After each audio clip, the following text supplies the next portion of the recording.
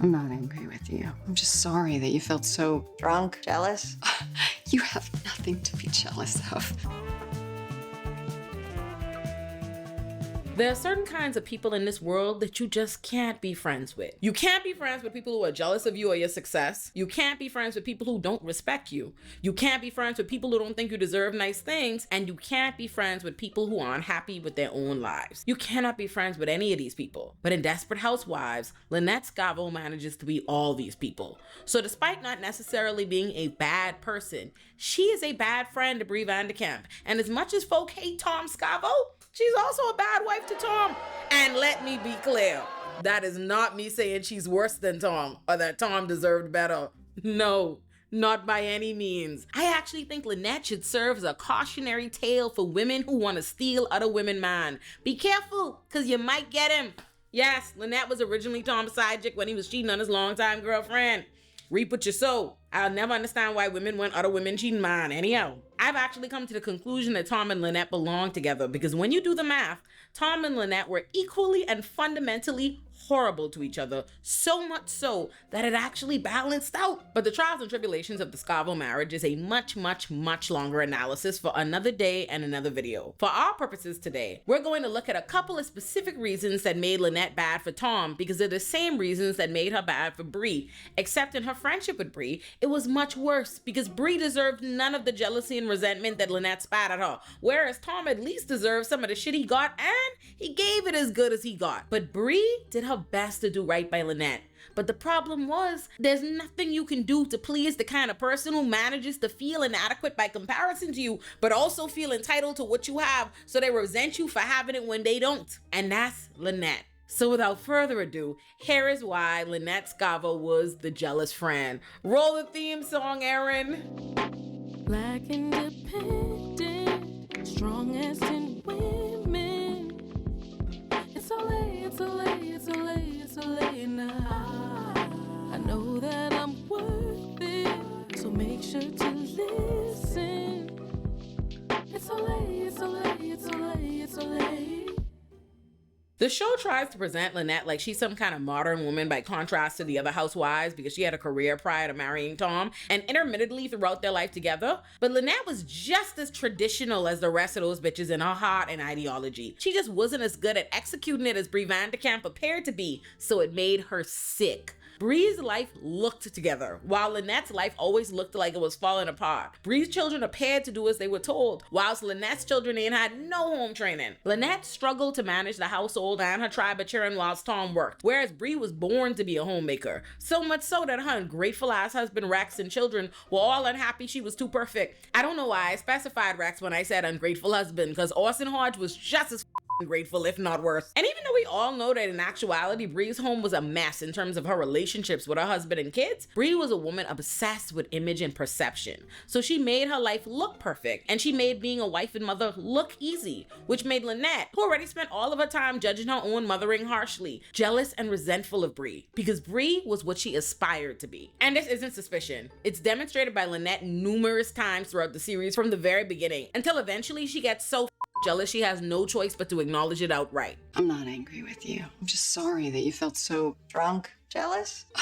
You have nothing to be jealous of.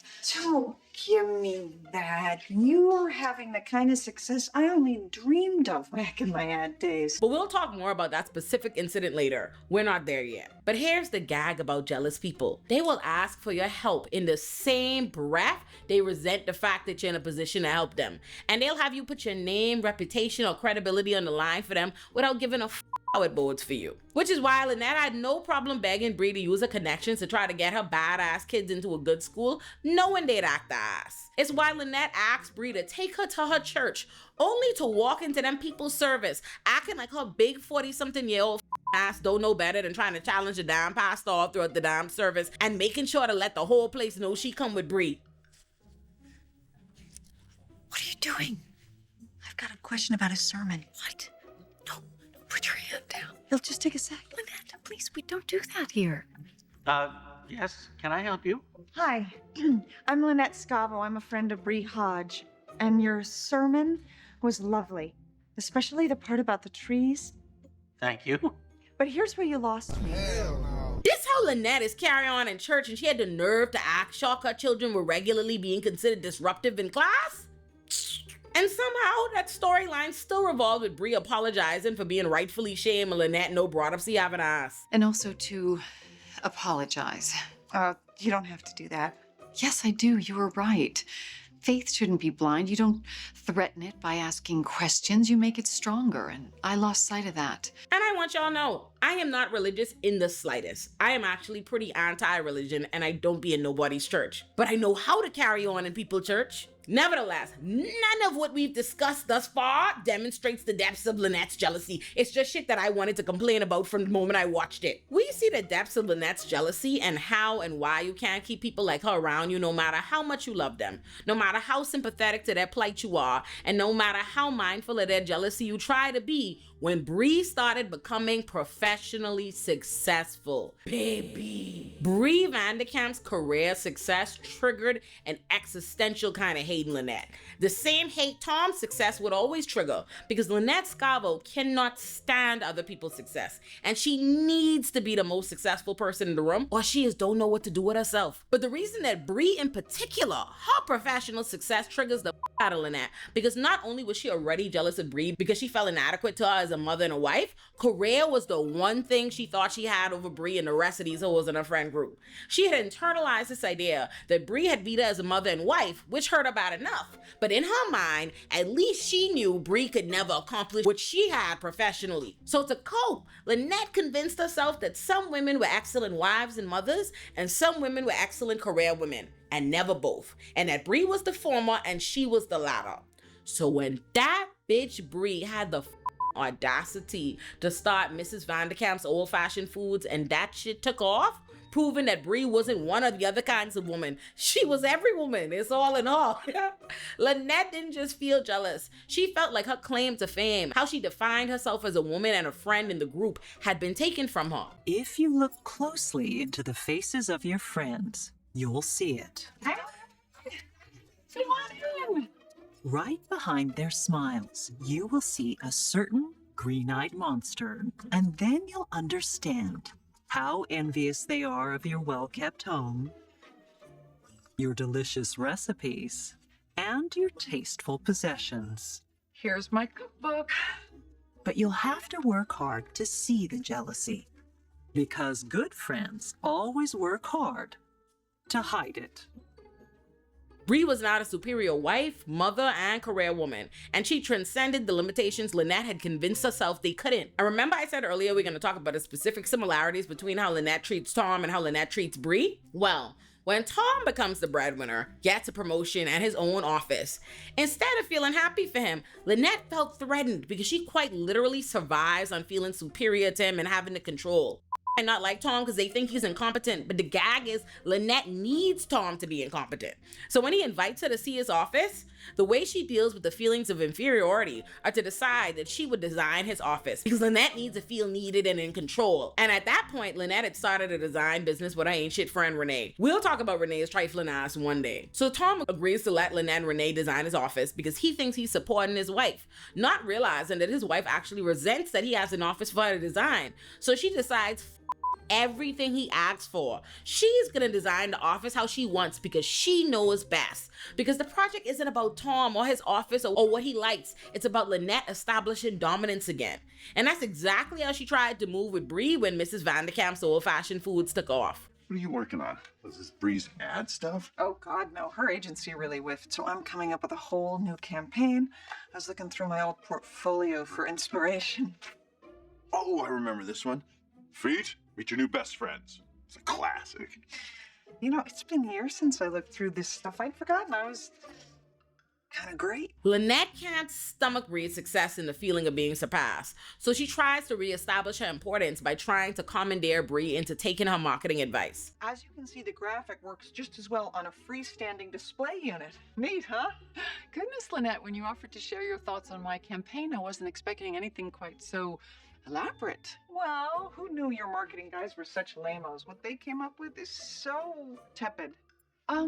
I think understated was what they were going for. Well, they overshot and wound up and bland right on the border of sucky. Well, I've got a whole bunch of alternatives. Oh, Lynette, I appreciate everything you've done, but I've actually approved the old campaign, and I can't just tell them I've changed my mind. You don't have to. I'll be the bad guy. Just tell him you've hired me and I'll go in there 6 guns a-blazing. Pew, pew, pew. So, do we have a deal? Just give me the word. No, No? sorry, but I prefer their campaign. Well, mine is better. Well, you're entitled to think so, but I don't. And if you still weren't sure that Lynette is just trying to reestablish herself as professionally superior to Bree, listen to what she says next. Bree, I think I know a little more about marketing than you do. When I was in it, I owned this town. I had every big account. Hell, I was even named Businesswoman of the Year. And just when Lynette thought she picked her pride off the floor with that little Woman of the Year nugget, Bree finished her off with the kill shot. Well, I'm familiar with that award. In fact, I'm this year's recipient. Really? Yes, there's a luncheon on the 12th. I do hope you can make it. Mwah.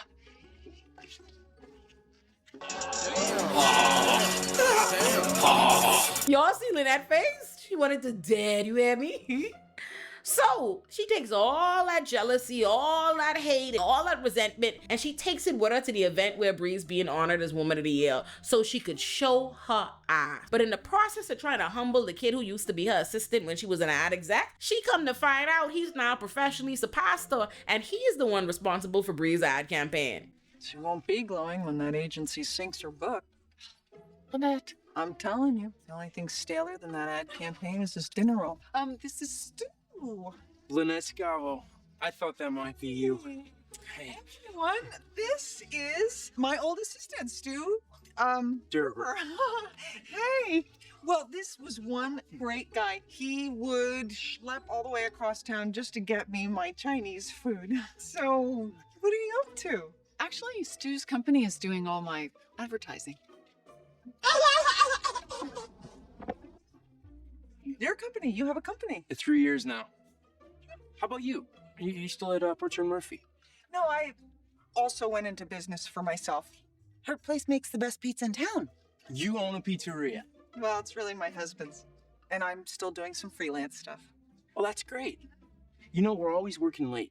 Oh. Give me a card. We'll order from you some night. Oh. You know, of course, we're across town, so it may be a bit of a schlep. No. It's great catching up, Lynette. Lynette is a gal who not only likes other people to feel small, she needs them to feel small, or she does. Which is why she genuinely wanted so badly to believe that Bree could not be successful without her help. But alas, that ain't no true. So what did she do? Full crashed out commencing. Stu is doing Bree's ad campaign.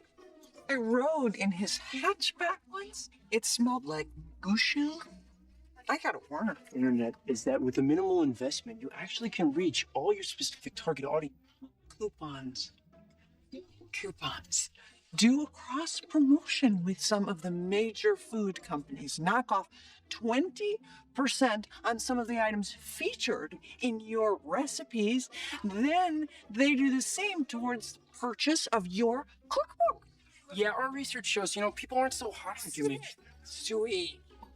Lynette's jealousy was quite literally oozing from her pores. She couldn't even help herself from letting this jealous ass shit escape her lips. And I am really not able to deal with that right now. Oh, I know. You've got your book and your big fancy award, and I'm just a housewife. I never said that. You know, when I had a high-powered career and you were just a housewife, I never looked down on you. If you could all please take your seats. And Lynette does go and apologize for her actions and tries to take accountability and own her jealousy. But the only value that apology served was that Lynette admit to exactly what I'm trying to prove to y'all. Give me some guidance. Do I grovel, send flowers, or just move? I'm not angry with you. I'm just sorry that you felt so Drunk? Jealous? You have nothing to be jealous of. So give me that. You're having the kind of success I only dreamed of back in my ad days. That doesn't mean I look down on you. No, but watching you, I look down on me. When I held your book in my hands, I felt so jealous. My stomach hurt. And I thought if I could just hitch a ride, have a piece of it, I wouldn't feel so bad about your success. It doesn't matter that Bree doesn't look down on Lynette. It actually doesn't matter what Bree says or does, or how sincere Lynette seemed when she was apologizing. Because at the end of the day, Lynette gonna just keep projecting onto Bree to justify her own internal insecurities. Ain't nothing Bree could do to change that. For God's sakes, Lynette, stop calling me a success. There's nothing successful about me. Friends think I'm gonna drop them. My partner resents me, and my husband has moved into the guest bedroom. Everything I gain comes at some horrible price, and I'm starting to wonder if any of it's even worth it. It is. You're at the start of an incredible journey, and I am going to be there every step of the way, cheering you on, telling anyone who will listen that the Bree Vandekamp is my friend. Thanks. And the rest of the stuff, you'll find a way to fix it. Just know that all your friends are very proud of you. Unfortunately, no amount of bare in her soul could stop Lynette from hating on her, no matter how even Lynette herself tried. Which is why, despite Lynette's apology and her acknowledgement that she's jealous of Bree's success and her promise to support Bree going forward, she's still spin right round and gone back to the same shit. When Bree had the nerve to pull up to her old house in her new whip after Lynette just happened to have to sell Tom's car because they were broke. This bitch Lynette was ready to shoot up the neighborhood. She was so hot. Where is that man going with Tom's car? The man is Walter Brodsky, and he just bought it. Tom loves that car. Why would you sell it? Sadly, we can no longer afford Tom's midlife crisis. Okay, here's the deal. We're sort of broke. Oh, Lynette. Between Porter's legal fees and that ghost town that we call a restaurant. I thought Scavos was doing well. When times get tough, people do without things like pizza and sports cars. I am so sorry. I had no idea. It's okay. Just keep it under your hat. It's a little embarrassing. You should not be embarrassed. This is a horrible economy. We're all in the same boat. Hello, ladies. What do you think? You bought a new car? My book just made the Times bestseller list. Now they're talking 3-book deal, so I got the urge to splurge. Oh, and look what just blew on my windshield at the stop sign. Ah, life is good. And poor Bree was just trying to share success with her friends, which she had every right to do. She didn't know Lynette was going through it financially, because despite how easily Lynette told Catherine they were broke, that's not something she would have freely volunteered to Bree because she's too insecure when it comes to Bree. Her ego wouldn't let her do that. Was it just me, or was that a little abrupt? Don't take it personally. I think she's got other things on her mind. Oh dear, something wrong? She and Tom are having financial problems. They just had to sell Tom's car. And here I am rubbing my fabulous new car in her face. I feel awful. But remember how I say ain't nothing you could do about jealous friends, no matter how understanding you try to be about why they carrying on like that? Well, Bree decides to give Lynette a loan to try to help her friends with what they're going through. What's this? The check. I understand you and Tom are going through some rough times. No. Oh, thank you, but I can't accept this. However, I would like to know how much I'm not accepting. $20,000? How many cookbooks are you selling, woman? We just went to a second printing and now they're talking a 3-book deal. So seriously, I am not going to miss that money. Wow, that must be nice, but I can't accept it. Why not? What's the point of success if you can't share it with the people you love? Because the people that you love may not be able to pay you back and then you stop loving them. But despite Bree's kind gesture and the way Lynette tried to make it work for her ego by turning it into an investment in the business rather than a loan, the mere fact that Bree is even in a position to lend her $20,000 breeds so much resentment in Lynette. Jealous people don't receive the love of like, wow, my friend loved me enough to give me $20,000. It's wow, this bitch have $20,000 to give me and I don't have it. That's how she feel. And people don't interpret you giving them big money as being a sign of just how much you love them, how much money you willing to give them. All they ever think is, look how much money you have to give. They think you're rich. So when you next look, Lynette unilaterally decides she's gonna advertise Bree shit at she and Tom's floundering pizza restaurant to attract business. So they advertise that they're gonna be cooking Bree's very successful food without running it by Bree or even bothering to get the real ingredients Bree uses, with Bree in the building. I am so excited to be tasting your food tonight. My food? What are you talking about? Oh, well, it says here the chefs of Scavos are going to be making recipes from your book. They are? Lynette, I understand you and your fellow chefs will be serving my 4-cheese pizza tonight. Yep, just adding the Parmesan. That's commercial Parmesan. So? So that's like the dust they sweep off the floor of a place that makes real cheese. Oh, no, it's fine. We use it all the time. Perhaps you do, but my recipe specifies fresh grated. Bree, no one will notice. Parmesan is the fourth cheese in a 4-cheese pizza. It's the Ringo of these cheeses. It was bad enough that Lynette decided to claim she was selling Bree food to paying customers while Bree in the building, knowing customers would see Bree there and assume she had a hand in the garbage food they would be eating. But it was even more disrespectful that Lynette had the nerve to suggest that nobody would notice the difference between the recipe and food Bree had blown up for and the food Lynette and them was making at their unloved pizza place. Bree would have been well within her rights to get upset over that, but she didn't. She tries her best to keep it cute and minimize the potential damage and fallout for her. I'm sorry, we haven't been introduced. I'm Bree Hodge, part owner. Hi, I'm Cindy. We'll chat later. Roll out some dough and show me where the basil is. We'll be serving 3-cheese pizza tonight. But what about the pizzas that we just made?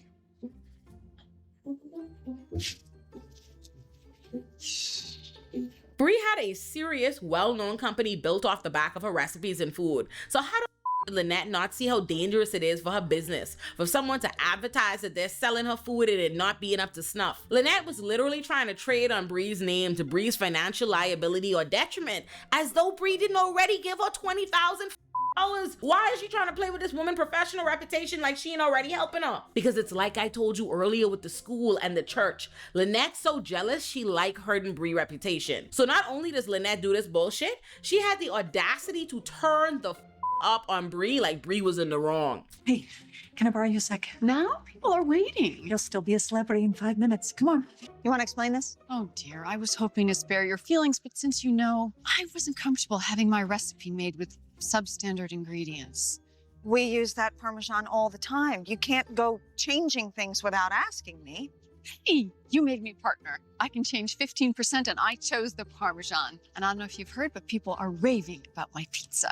Well, they probably would have loved my pizza too, but we'll never know because my partner threw it in the garbage. What a waste. You hear her? We use that Parmesan all the time. You can't go changing things without asking. Lynette was taking offense at Bree thinking those pizzas were beneath her because it triggered the part of Lynette that always feels beneath Bree, and now felt even smaller that she was having to borrow money from her and had tried to make herself feel bigger by making her a partner rather than simply accepting the loan. If you wasn't sure what was really going on, just listen to this jealous bitch Lynette. Fine, I'll reimburse you if that'll make things right. Oh, sure. It's only money, right? What's that supposed to mean? We all know how well you're doing, Bree. You have made that very clear. You shouldn't be lording it over everybody just because you've caught a couple of breaks. Caught a couple of breaks? I've worked my ass off to get where I am. I worked my ass off too. I just wasn't as lucky as you. Bree been walking on pins and needles all night trying to help this jealous, hating, broke bitch. And she's not only accusing Bree of lording her success over everyone, which she never did, she tries to diminish her success by chalking it up to a couple breaks. And if you ever doubted the fact that Lynette be staring at Bree thinking it should be her because she feels entitled to Bree's success, that's clear when this bitch literally says, for absolutely no reason, I worked my ass off too. I just wasn't as lucky as you. Lynette is the type of bitches you gotta watch. And then I'm supposed to believe that the Lynette that just said that just accidentally reversed directly into Bree's car she just finished hating on. Understand why you're so upset. I know you don't, but 5 years ago you would have. My car! You know that was an accident, right? I promise y'all this would have been the last time Lynette hating ass ever talked to me in this life, because you can never make yourself small enough to satisfy people like this. And people like this always try to convince you the problem is you. That's why they try to convince you that everyone has this problem with you, not just them, which is why Lynette says you shouldn't be lording it over everybody. But Lynette was the only one who felt like that. Everybody else wanted to see the car. And here I am rubbing my fabulous new car in her face. I feel awful. Don't. How could you have known? Thank God I didn't show her how the car parks itself. But you're gonna show us, right? Well, it is pretty amazing. But Bree still forgives Lynette for this jealous hating shit. And for why, I don't know. Because Lynette wasn't even remotely apologetic. What's that? A check for the damage to your car. I can't afford to go through my insurance company. Oh, Lynette, don't be silly. It's just the bumper. You don't need to do that. Yes, I do. And the minute we're back on our feet, I am going to pay back your investment, every penny, with interest. Lynette, stop. Wait, please, don't be this way. I don't want money to get in the way of our friendship. Yeah, I think it's a little late for that.